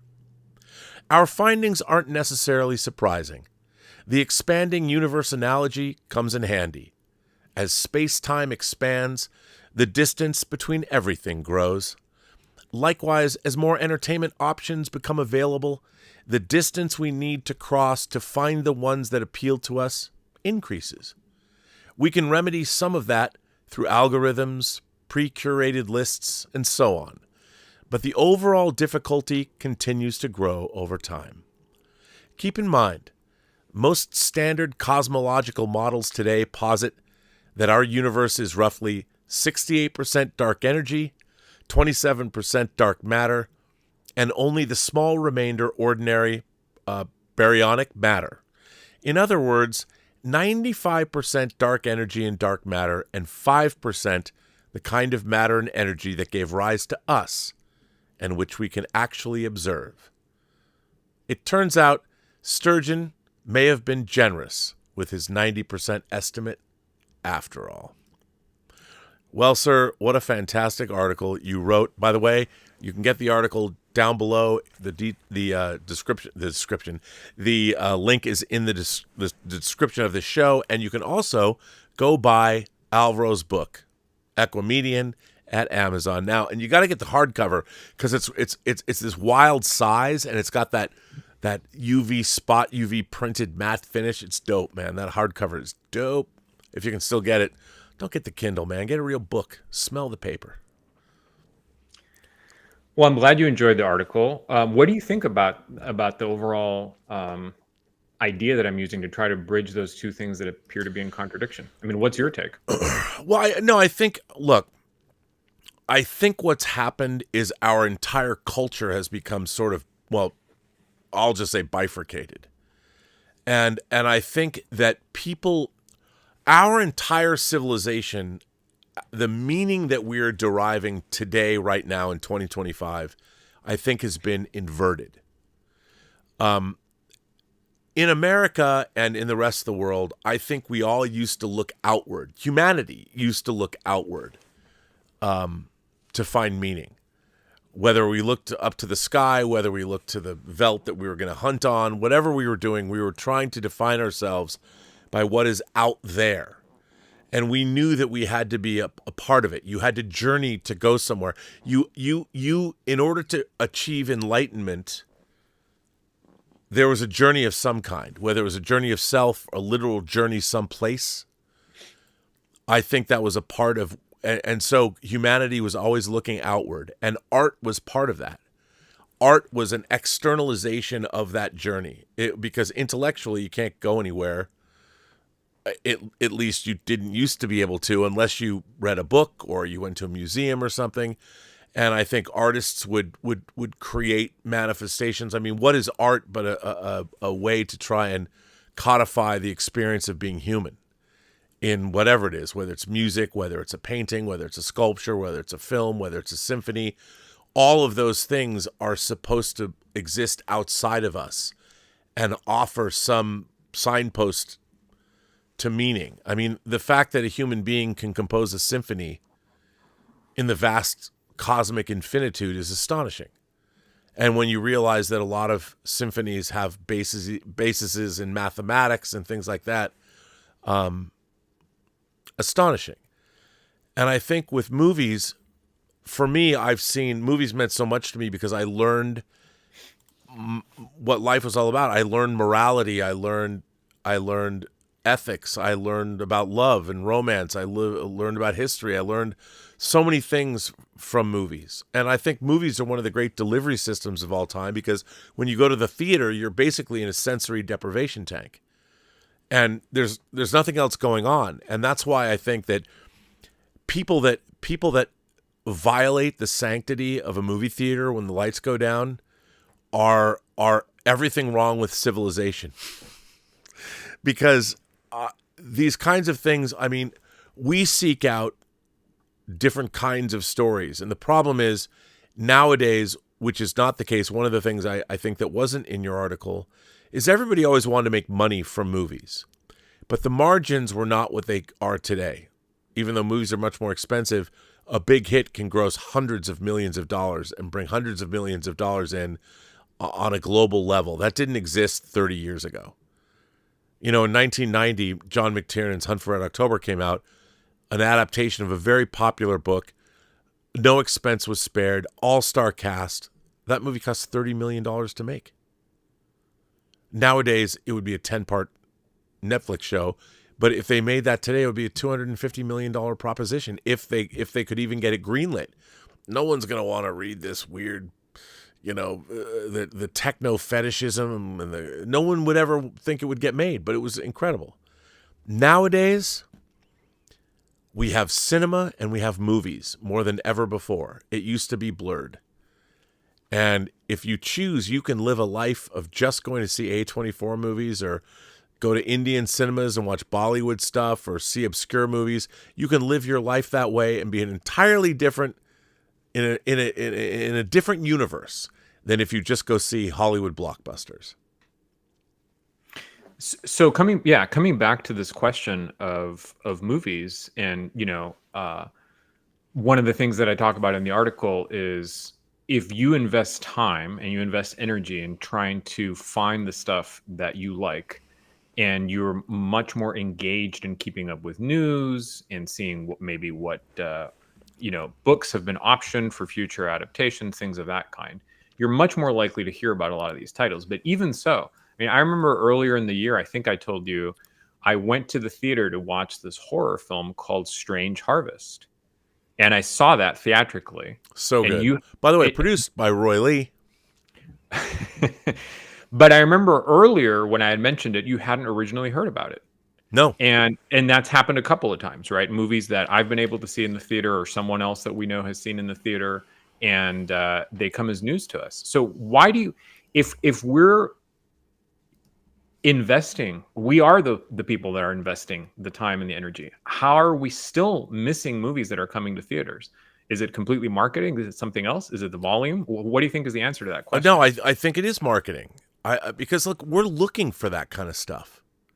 And it's really interesting to me. Like, I make no mistake, and I have not dropped the whole interview. I'm sorry. I'm going to do that in the next week, I promise. Roy Lee made himself available to me. I put up the timely stuff from Long Walk, but producer Roy Lee is a hero of mine because he's a self-made guy. He got into the business, and he really cares, and he'll produce Minecraft like he's having a 2 billion plus year this year. But he also produced Companion, which was a terrific movie that didn't make any money. Strange Darling, which is a terrific movie that really didn't do very much business at all. So he's got his feet in two different worlds. I mean, this year Minecraft was his, How to Train Your Dragon was his, Weapons, Companion, Until Dawn, Dairy, the Dairy TV series. I mean, he's had a hell of a year. And I look at him and I think, my God, on one hand, he won a Best Picture for The Departed, which he got the rights to. And you'll see in the interview, he just keeps making things. He made a movie called Boy Kills World with young Mr. Skarsgård. I don't know if you saw that. I did. I watched it. That movie's a hoot. Do I think it's high art? No. But it's a hoot, and it got made, and like Roy Lee can get movies greenlit for $5 million or less. That's how we got Barbarian. Barbarian led to Weapons, and now they're going to do Torso, which, by the way, this might be the time to point out, do you know what Torso is a sequel to? No. True Noir, the assassination of Anton Cermak, because Elliot Ness, who's the main character, one of the main characters in True Noir, leaves, and then the Torso case comes up. And do you know who wrote the book? The fictional novel that Torso, it's a fictional, so I have a mutual, Max Allan Collins wrote the book about Elliot Ness going and dealing with this serial killer. And Brian Bendis was a huge fan of Max Allan Collins because he loved the Miss Tree comic that Max wrote in the 80s. Okay. So Brian Bendis, Max's book about the Torso, what became the Torso comic, he was a huge Max Allan Collins fan and wrote to him all the time, and then clearly read his book and then wrote Torso, which There's no acknowledgement of Max. And then Max went on and wrote 2 nonfiction books about Elliot Ness, and one of them deals with this serial killing case. So Roy Lee is now producing the comic. 6 people have taken a run at that book. It's a great comic. Really great comic. This is one of the movies that I think Zach Kreger was producing, right? Or yeah. Well, the funny thing is, Max Allan Collins should write that movie for them. He should write the screenplay for Torso. He really should, because he would do the best job. But anyway, I don't mean to get off topic, but it's just like, so you're a guy like Roy, and on one hand you make How to Train Your Dragon $650 million, Minecraft almost cracks $1 billion, but at the same time you do the video game adaptation of Until Dawn, and he did The Plague. That movie, The Plague, that I haven't seen, about the kids, the boarding school with the kids. Yeah, I haven't seen it yet either. But he did that too, and yet here he's living in these 2 worlds. And I know that, he really liked The Long Walk he got made, and it wasn't a hugely expensive movie, but still, not a lot of people went to see it. No, and I mean, we're talking about films that are all relatively recent, and since we're on the topic of movies that not a lot of people have heard of, I'm going to plug 2 other movies, and I don't know if specifically we've talked about these or not, but I was able to see both of these theatrically as well. So one of them was a thriller, which was very reminiscent of the types of thrillers that we used to get frequently back in the 90s and the early 2000s. It was called Relay. Have you heard about this film? Yeah, but I haven't seen it. Yeah, Riz Ahmed, Lily James, Sam Worthington. Again, not high art, but very entertaining. And by the way, Lily, come on. You don't just say Lily James. You have to say Lily James. Yeah. This film has what you would call... You don't even crack a smile at that? Okay. I still love you, man. Relay certainly has what you would call bite. Yeah.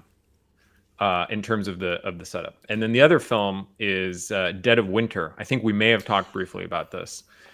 But great performances by Emma Thompson and Judy Greer. And again, more of a by thriller. The way, Judy Greer is an incredible... it's so funny. Judy Greer is a person... We worked a little bit on this movie called The Specials that I worked on. But I made her angry. I said something that offended her about an ex-girlfriend of mine who was an agent, and she got really mad at me. And to this day, this was back in 2000, I love Judy Greer. She's an incredible performer, and I want to see her again. She wouldn't even know who I was. If I brought it up, she'd be like, what? But I have felt for 26 years that I need to apologize for Judy Greer for being a boorish douchebag producer. You should probably apologize to Lily James if she watches this episode as well. No. Just saying. Just putting it out there. But yeah, Dead of Winter. I said her name. Well, that's perhaps what the transcript would show, but somebody listened to the audio. Dead of Winter, Rob. Yeah, sorry. No, definitely a film that I think people should check out. It achieves tension with very economical use of its resources, and it's engaging. It has a decent runtime. It's not one of these 2.5 hour movies. It's pretty tight. I think it's 95 minutes or something like that. And it's the sort of cinema that we used to have a lot more of, but I have to say, both of these films, which I was, again, lucky enough to see in the theater, were sparsely attended. And not a lot of people, when I was recommending them, it was hard for people to know what I was talking about and to see where there were show times. And there's only, I think word of mouth can be very effective, but only if it rides on the coattails of marketing. Without the marketing, like you were saying, right? But you know what? That film had a great trailer. Yeah, I thought so too. It really had a great trailer. And by the way, the composer for Dead of Winter was Oscar-winning Volker Bertelmann. I mean, these are quality people that are involved in these productions. Yeah, and Emma Thompson's one of our great. She's kind of the British Meryl Streep. You look at the two of them, and they've done their bodies of work are unimpeachable. And Emma Thompson used to be married to Kenneth Branagh. And what a great, I mean, in terms of the British theater and British films, I mean, Emma Thompson, I mean, come on, it's Christmas. Christmas is all around us. Are you a Love Actually guy, or are you one of those people that don't like Love Actually? I'm not the biggest fan. How can you not be the biggest fan of Love Actually? I probably prefer, Howard's End or something like that. Yeah, but that's not a Christmas movie. I don't need it to be. Oh, man. All right. Well, just trying to have a little fun, man. Lighten it up. Have some fun. Stubble McShave, all the way from Sweden. By the way, Stubble McShave, a big reader and collector of Brandon Sanderson's work. Nice. And he sent me the Dresden Files. I think I have every Dresden File novel, thanks to Stubble McShave. I have 2 shelves, both of hardcovers and paperbacks. Stubble says, hang on, let me put this. Oh, wait, there's more. Wow, there's a lot of people. Okay. Stubble says, the bigger volume of movies and TV shows causes you to do less rewatches of movies. Because of that, very few newer movies stand out in your mind. I can count on my fingers the number of movies in the last 5 years I've watched more than once. Now, I think that's a really great point. In the home video era, when home video was new, I would bring home a film and watch it over and over and over again. And we saw it in the home video era. You saw kids, Disney movies. And do you think that's true? Do you think that's a factor? Absolutely. Yeah, absolutely. I think that's a great observation. And it goes to this idea that also there's just not a lot of things are given time to breathe in our culture in general these days. Not only films, but all kinds of spectacle. I mean, you'll come out of some terrific experience and everything is pushing you to go to the next experience. Because once you've engaged in it, it's very hard for the people that are involved in making it to monetize it, right? To remonetize it. If you already know what it is, or if you own it, you only pay for it once. But yeah, I think that's a great point. And I think that there are probably the number of films that I have rewatched has significantly gone down over the decades as well, like you were saying. Yeah, there's just too many other, and again, that's the thing. When we're talking about the Forever era and the 10% and all of that, we could do that show. We could literally do an episode of the Forever era every single day, 365 days. Oh, 100%. And there'd be tons of things that we'd never be able to get to. Yeah, I agree. I totally agree. So great, great point. Shonen Kaiju 54 says, I saw Dust Bunny and I was the only person in the theater. Good movies are out there, but people just don't go. Begonia deserves to make more too. We saw that together, and how great was that movie? And how few people were in that attendance as well.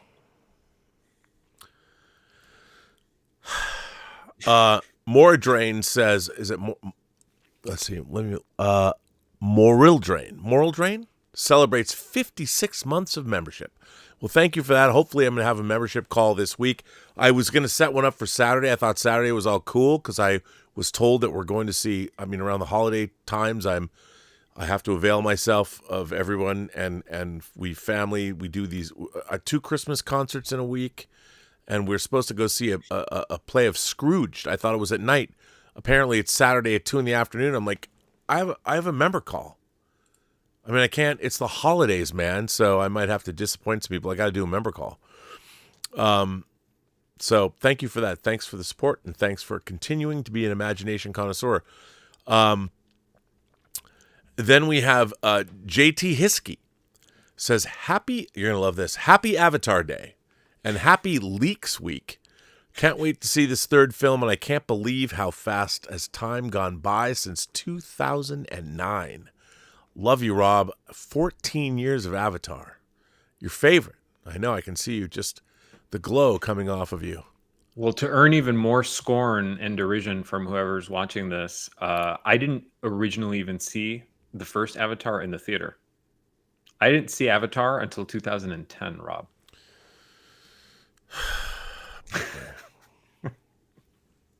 Really?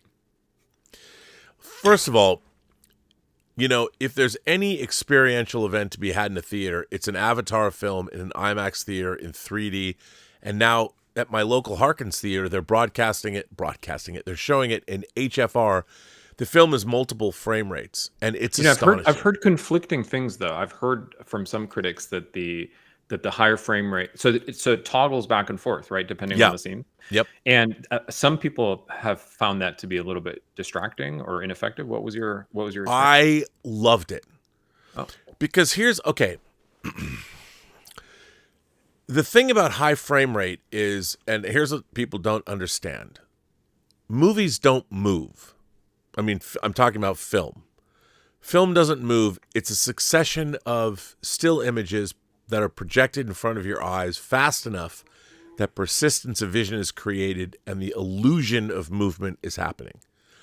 And what high frame rate does is it gives you even more frames, so it makes your eyes, your perception of what you're seeing looks more like reality. And people call it the soap opera effect, but that's only because video cameras were capturing reality. You know, there's no photochemical process. You just have lenses and whatever resolutions you have. But when you're watching high frame rate on a alien planet where there's nothing on it, like you can tell water is real. And the thing that is crazy about Avatar, back in 2005 when I was working on Superman Returns, I went to Rhythm and Hughes, and they had come up with new. There's a big sequence in that movie, if you haven't seen it, that takes place in the ocean. And the hardest thing to do, especially if you go back and you watch The Perfect Storm, is the ocean, was water. Right. And they had to write the particle physics behind how water moves and things was very difficult to duplicate in CG. And Superman Returns, they had a breakthrough program to figure out how to do the water. Watching, I mean, yes, they did do motion capture and water tanks and stuff for Avatar. But when you're watching some of that shit that's going down in high frame rate, because there's nothing, you haven't been on Pandora and you haven't seen that exactly, it's much, I think, easier to take than if you're watching The Hobbit in high frame rate, because you can see that it's on a set. Because the scenic painters on movies know that when you're watching something that's photochemical, that there are now digitally captured, that there are tricks you can do to make a piece of wood look like metal, for instance. Right. Well, that doesn't work really in high frame rate. It relied upon 24 frames a second. But when you're watching this and it's all CG, I love the way it worked for me. I loved it. And I loved, like, you'd be watching a battle sequence and things are moving so fast, and then you would cut to a scene where there's onlookers looking from a cave mouth, and that was clearly not high frame rate. But when you went back to the mayhem, it was, and I thought it worked beautifully. I really loved it. But then again, I saw it at the Directors Guild, which is the best presentation of this film on Earth. Right. So it really, really, really, it looked amazing. And not all IMAX theaters are enabled to show the high frame rate sequences in that frame rate, correct? Yeah, they're not. You have to have a theater capable of it. Right. And so I think tomorrow I might just dip in and go have a few drinks and go, hey man, I just want to see the Avengers trailer. But I don't know, maybe. JT Hiskey goes on to say, how hard is it to get your music into a project like a major film? What is the process? My friend Mickey Avalon did the music for The Hangover. Well, it's pretty difficult, to be honest. There's a whole job of a music supervisor. And we recently lost one of the great music supervisors of all time, the great Bud Carr, who worked for Oliver Stone on all of his films. And a music supervisor, it's his job or her job to find. I had a great music supervisor on Free Enterprise named Spring Aspers, who went on, and she's one of the, she was a high-ranking person at Sony. I don't know if she's still there, but she was amazing. And she was the one that got me a meeting with Ian Astbury, where I got to sit down with one of my heroes, the lead singer of the Cult. But a music supervisor is tasked with finding music that they can put in movies. So it's a hard thing, but like anything else with a million, I mean, hey, I've already made 12 AI slop songs, which I'm proud of. But there's everybody. There's hundreds of songs being made every single day. It's a tough crowd. But what you should do is target music supervisors and find out, seek them out and say, look, I've got some music. I'd like to send it to you. I'd like to get on your radar and see if you can make those connections. But it's hard. It's not an easy thing to do. And a lot of the time, the filmmakers already know who they're going to use. Like Quentin Tarantino is very, very aware of who and what music he's going to use for his movies. But it's a good question. If there's any more help I can give you, I'm happy to do it. The real Thomas Logan. Oh, go ahead, man. No, I was just going to say, happens to be that I've been reading this book, this tremendous book, Mark Kermode, the British critic. Oh yeah, I can't wait to get that. Yeah, so he has a new book out called Surround Sound. It was actually co-authored, and Jenny Nelson is the person that wrote this book with him. But it's a tremendous deep dive. And while the majority of the book does focus on film scoring and the music that is composed for films, he does have a chapter or two on soundtracks and some of the crazy ways in which directors ended up using particular, pre-existing cues and songs for their film. So I definitely recommend it. Mark Kermode's Surround Sound, the stories of movie music, co-written with Jenny Nelson. Nice. And our final, this is Thomas Logan has great taste. I will say I'm a big fan of usually what he likes. I like, he has good taste. And he says, 28 years later, The Bone Temple is fantastic. One of the best horror films of the decade, Rafe finds, is Oscar-worthy. The screening erupted into applause. Did you like 28 Years Later? Oh, yeah. 28 Years Later was a lot of fun. I loved it. Thought it was, it does this thing that we often say we wish sequels would do, which is to exist in some kind of tonal or aesthetic continuity with the original movies, but still innovate the storytelling and extrapolate the ideas to places that we hadn't, imagined. And I thought the performances were fantastic. Yeah. So I wasn't. I mean, Bone Temple is coming out in January, right? It's right around the corner. Yeah, I can't wait to see it. I thought that the trailer for it looked terrific, and I was surprised to see a lot of negative comments and feedback about the trailer. I'm developing I'm getting a lot of pushback for my enthusiastic embrace of Marvel's 2026 slate. And I watch Colton from Screen Rant, who, by the way, sweetly made a video that he put on Instagram that I didn't know this, but John Campia told me, I didn't know Colton. I can't keep up with everybody's YouTube channels. I watch a lot of them.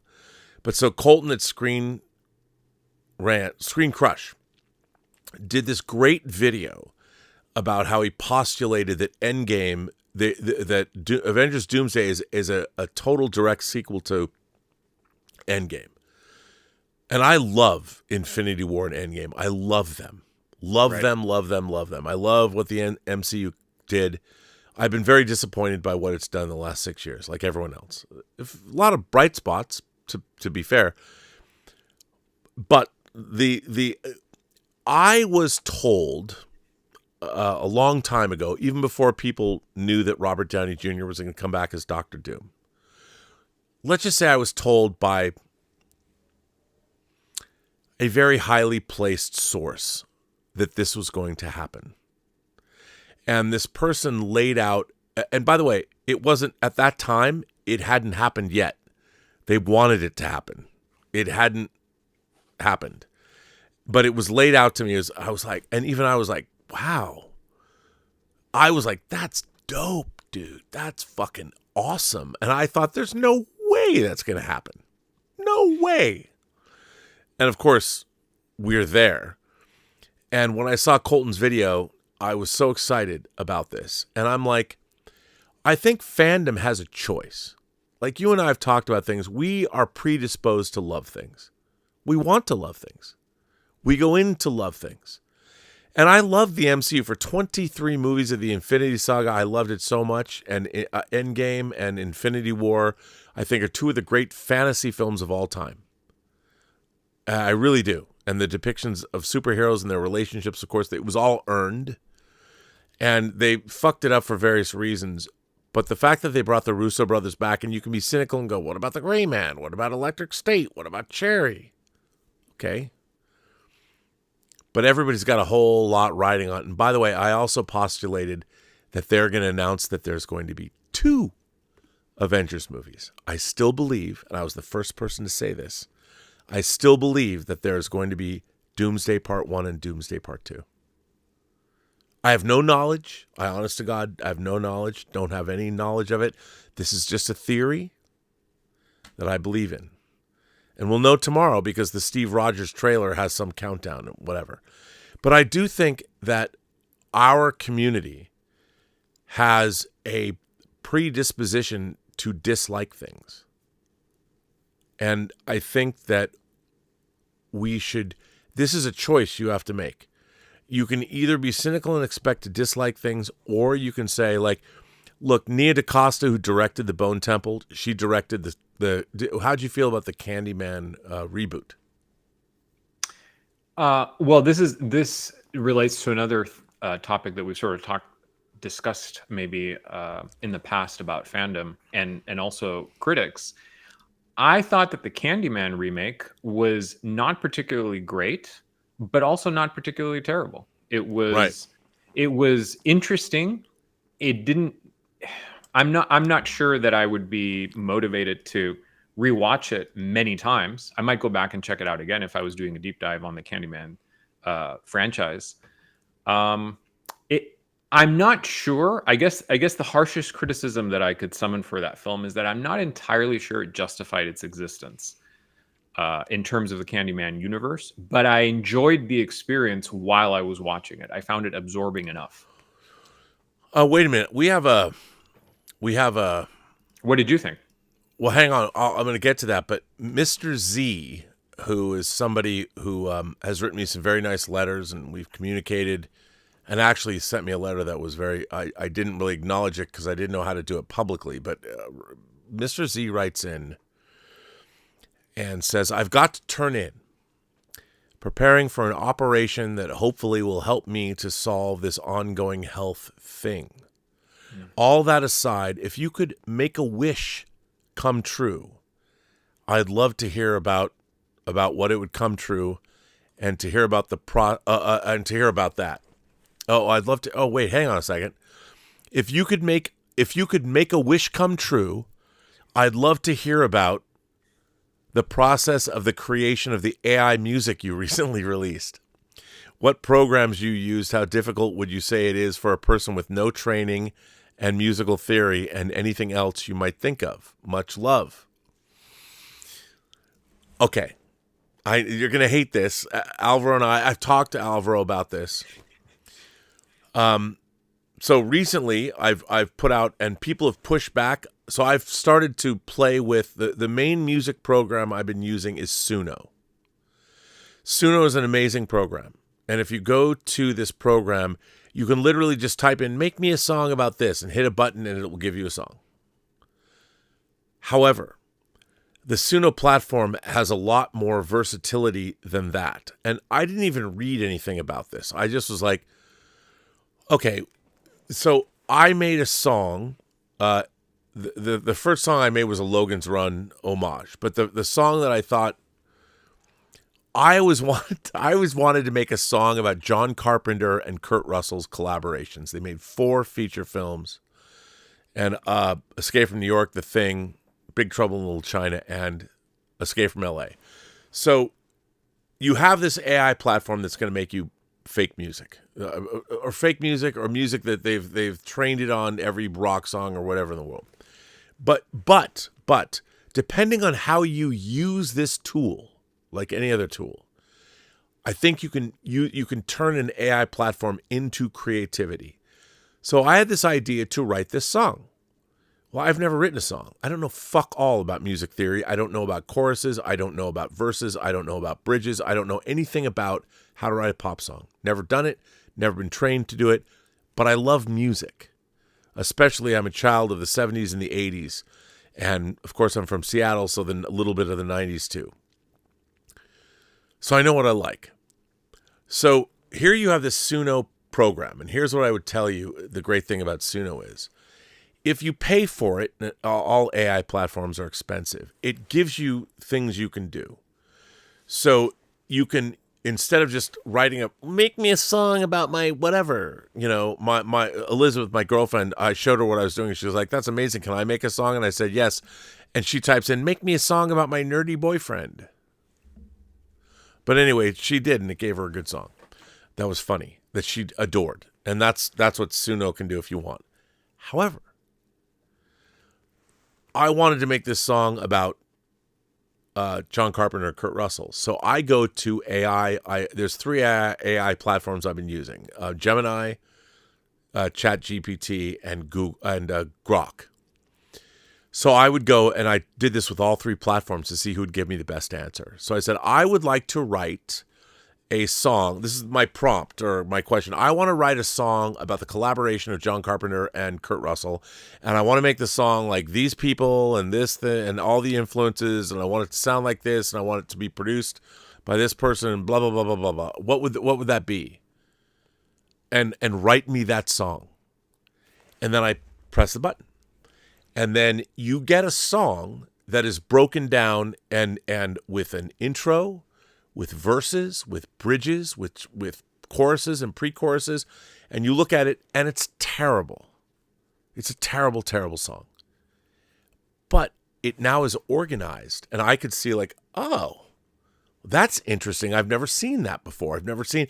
my idea was now turned into... It was given structure. So then I'm like, those lyrics are terrible. And my first impulse was like, rewrite this and make it good.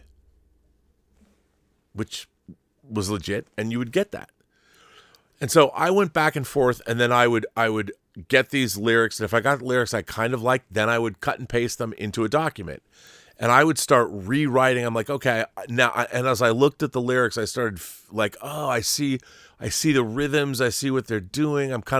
I was learning. I never took music theory. I don't know anything about, I just like music, and I'm like, okay. And then I started rewriting the lyrics. And then I'm like, I don't want you to just give me a bunch of references to their music. I want you to make a song that has something more to it. And I had to figure out what that was. So I would go back and forth. I spent hours doing this. Hours. Until I'm like, oh, those are dope-ass lyrics. And I'm like, okay, for me, they were. So I'm like, okay, then I put them into Suno, the program. And then I went back and said, okay, I want to make a rock and roll song that's based on these. I think for that, I wanted to say, in my mind, I love the Cult.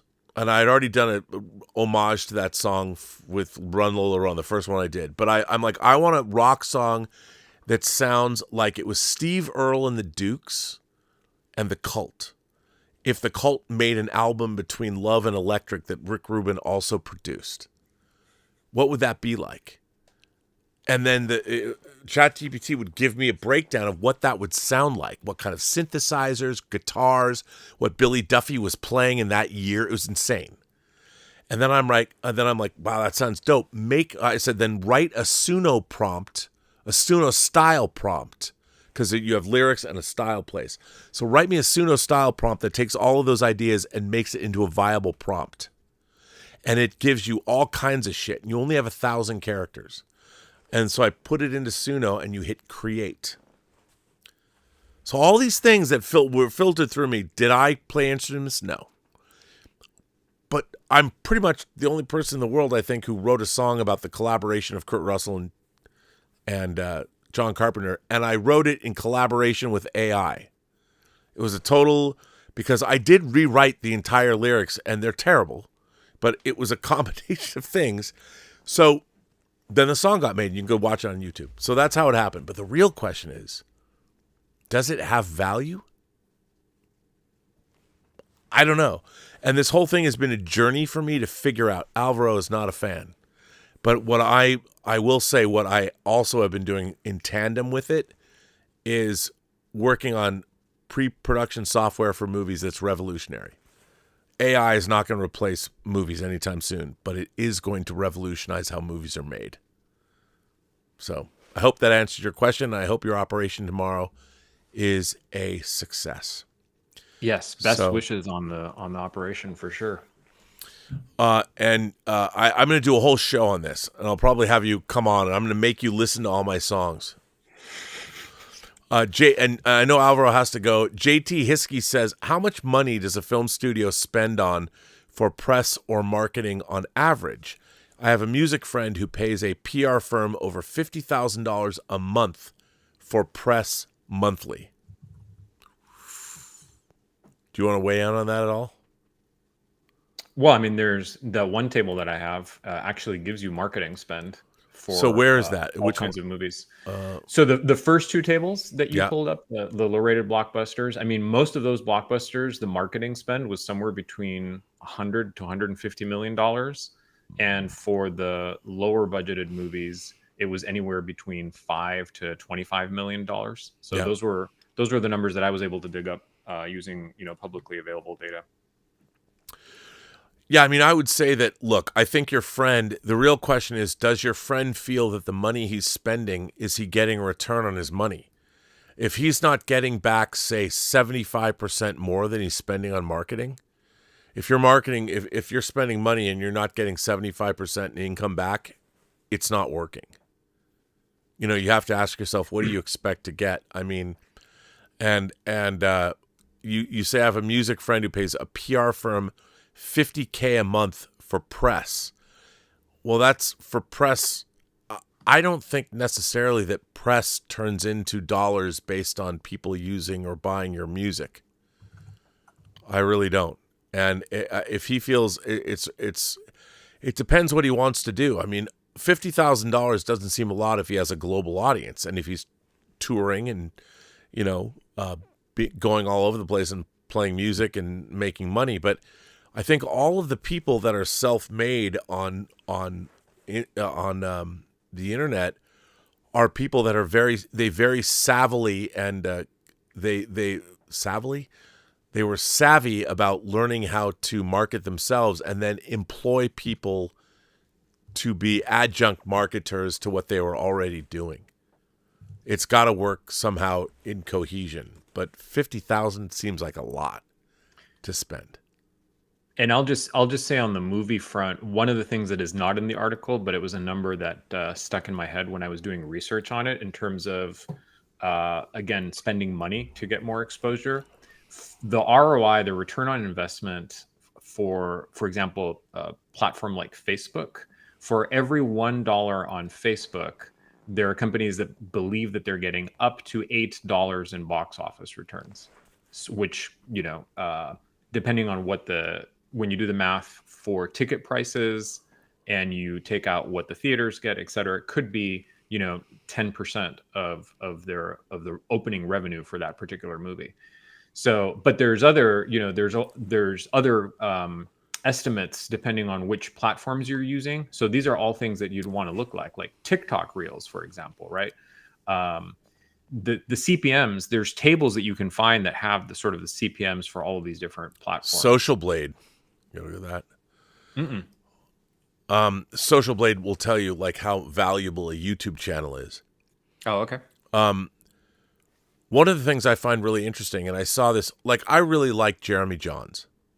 I'm a big fan of Jeremy Jahns. He's a really nice guy. I first met him when I was at Collider doing Collider Heroes and the Schmodown and all that. And they tapped Jeremy Jahns because he was an early adapter doing movie reviews.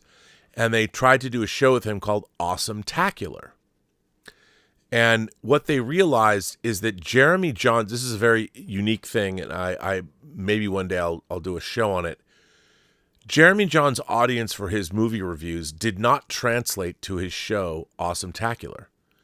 And I would say there are people, I have been on John Campia's show since 2018. Every week I hear from people that said, I didn't know you had a YouTube show. And that, look, I understand why. I'm an old man with one foot in his grave. I get it. Who wants to watch a middle-aged man opine and bitch and complain about Star Trek? I understand that. But it's wild to me because I use, and as Alvaro knows, like I've been promoting this movie I've been working on, this low-budget film, White Devils. And I don't want this to come off as being bitchy or I would think just the people that hate me on social media would want to show up and poo-poo anything I do, any of the work I've done. This YouTube channel does not translate at all into audio dramas sold or movie tickets sold. It doesn't, because the people that do these things and on social media, you cannot.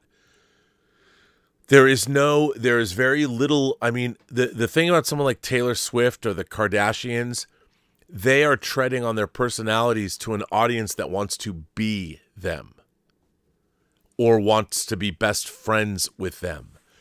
And that is a very different thing than trying to get people to watch your work. Well, they are the product in a sense. Yeah. Right. Right, exactly.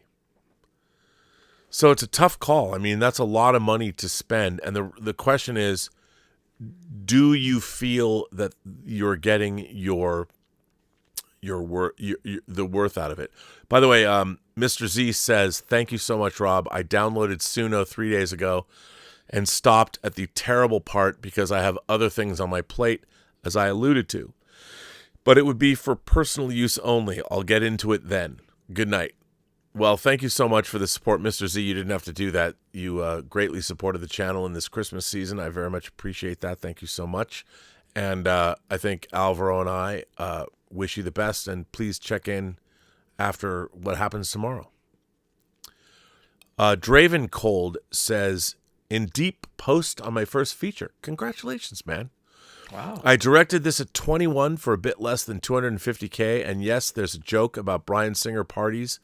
It's set in 2008. Well, let me just say, I love Bryan Singer.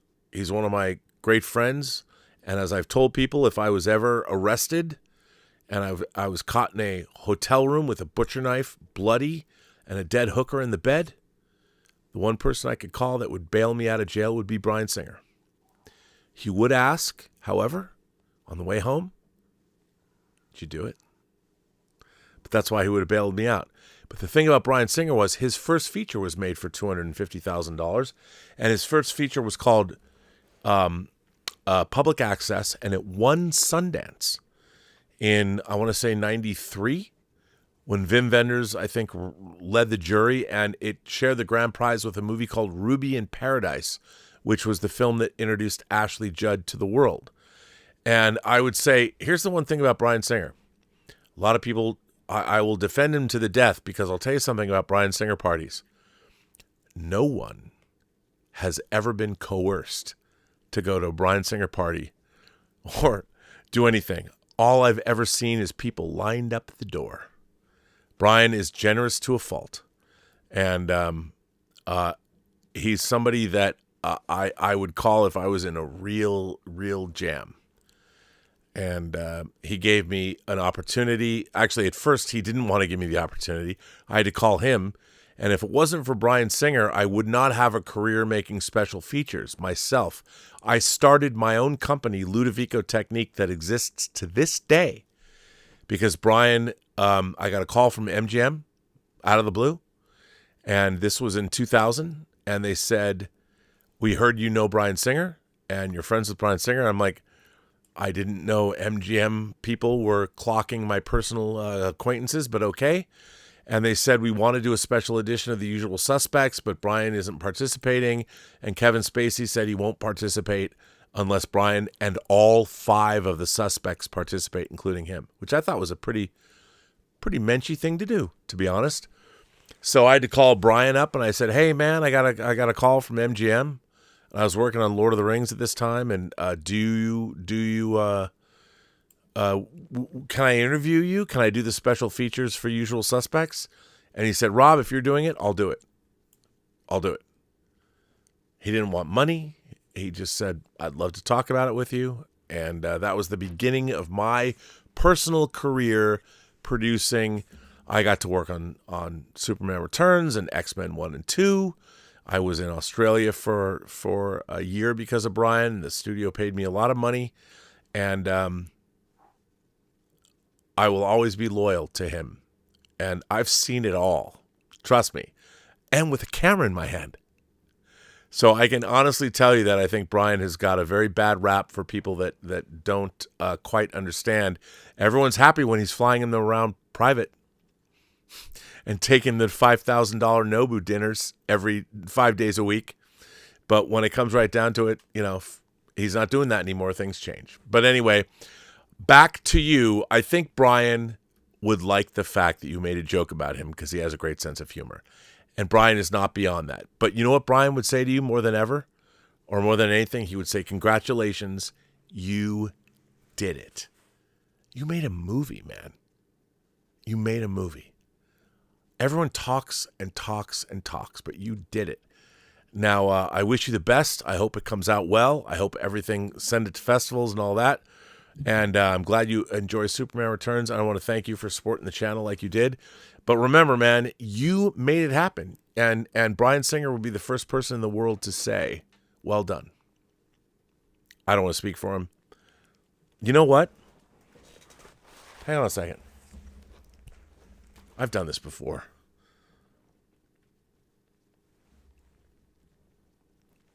Let's see. Hang on. Because why not? Alvaro, you up for just for a minute or two here?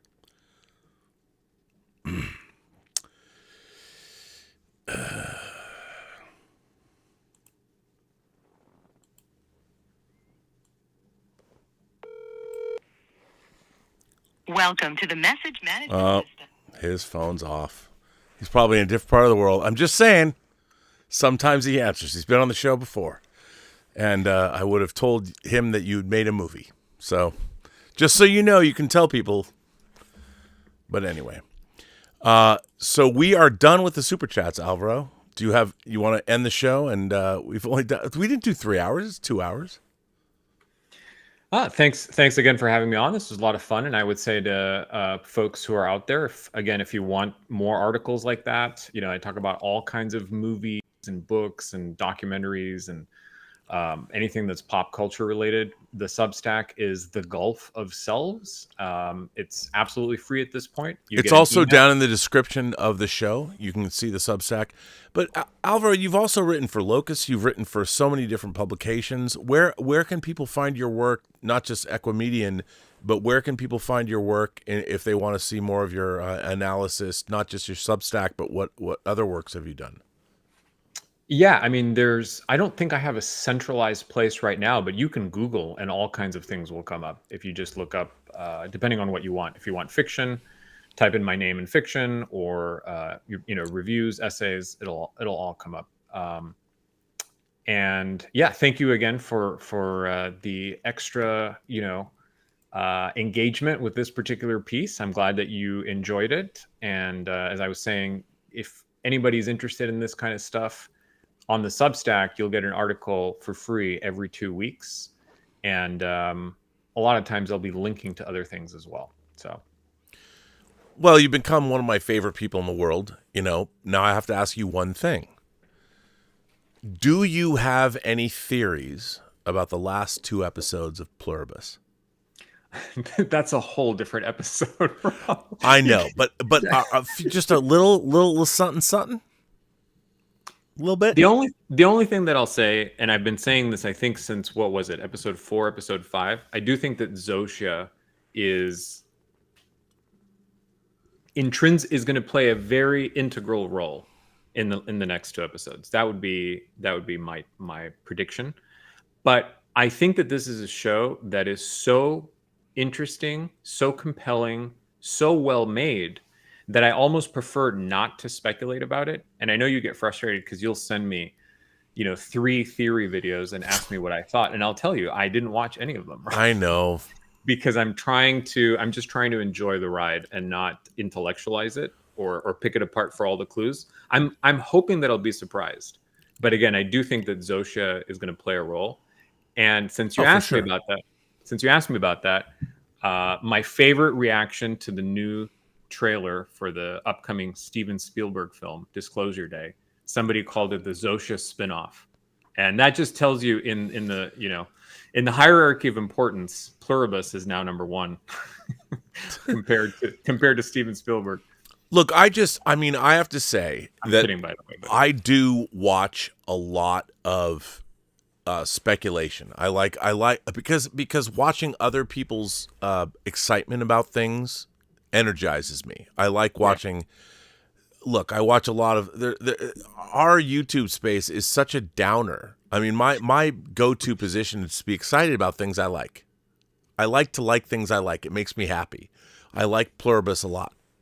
And John Campea complains about it all the time on the show, and I'm like, I have to bite my tongue.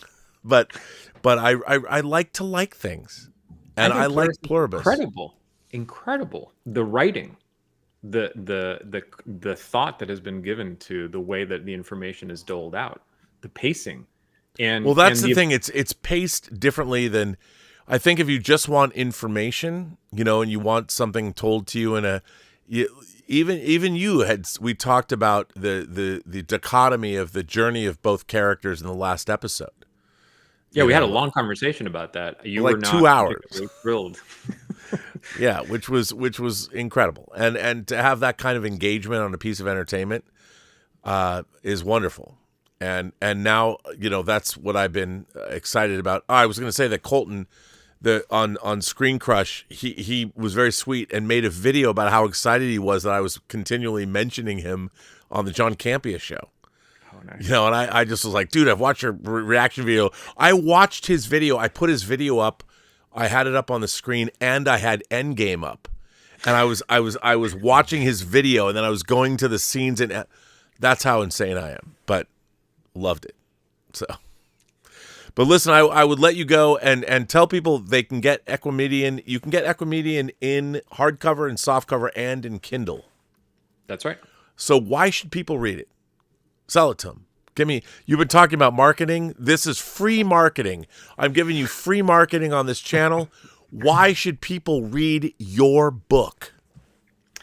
I think it's a science fiction novel that is unlike almost any other science fiction novel that you'd likely run into at your Barnes and Noble or your sort of larger chain. It's got touches of mainstream. It's sort of like an A24 version of what a science fiction novel is. So if you're the type of person that likes A24 movies, and if you're a fan of writers like Philip K. Dick, then I think that you would hopefully enjoy Equimedian. Sold. Everybody should go buy it. I would show you my copy, but I just realized it's stuck between a Robert Charles Wilson nonfiction book. It's the A24 Stop Making Sense, and a Stephen King book, the Stand short story the short story compilation, and about 25 Blu-rays. which on the top is Scooby-Doo. Zombie Island. Are you saying it's literally a bridge between Stephen King and A24? Yes. You've sold the book for me. There you Thank go. you very much. Equimedian is a bridge between. By the way, your writing though is so that you're such a craftsman with language, which is apparent from the first. Like I've told you a million times, when I opened up, because I didn't know you, dude. Like we met at first time we met at a screening was at a theatrical screening of the end of season 4 of For All Mankind. Right. And we're having drinks at the AMC in Century City. We were talking about Maestro. We were talking about the Maestro film, and we had a long conversation about Leonard Bernstein. Yeah. And because I think I just watched it, but it was so funny, and I fell in love with you in a platonic way. Plutonic, is that a level above platonic or? No, it's plutonic, like Pluto. No, like Plato. Platonic love. Yes, I was saying it wrong. No, platonic love, platonically. I'd rather it be plutonic coming from you, Rob. I know, right? It's much more science fictional, much more fun too. But no, platonically. But it was I just immediately was attracted to your intellect and your knowledge, and it's been so much fun. You and I have these. Elizabeth's like, You talk like two girls, but I don't know what you're talking about. I'm like, that's okay. We I don't think we know what we're talking about half the time. So anyway, there you go. we do. We gossip about pluribus and writing and your charts, and it's great. But anyway, I want to thank you for coming on, and I want everybody to buy your book. And by the way, also subscribe to your Substack, because there's so much food for thought and a lot to chew on there. You can get both links. You can get the link to the book and the link to his, Alvaro's Substack right there in the description of this show. I want to thank everybody for generously supporting this channel via super chats and tips and memberships and all of that. And we're going to have a lot of fun in the next 12 days. And before the new year, I'm going to do a lot of fun stuff, drop a lot of shows. It's going to be a lot of fun going on here. So thank you very much, Alvaro. Thank you. And everyone, remember, every person you meet has a story to tell that you have yet to hear. And all you have to do, especially in this day and age, is listen, which is in short supply. Thanks very much. And as always, have a better night, better day, have a better tomorrow.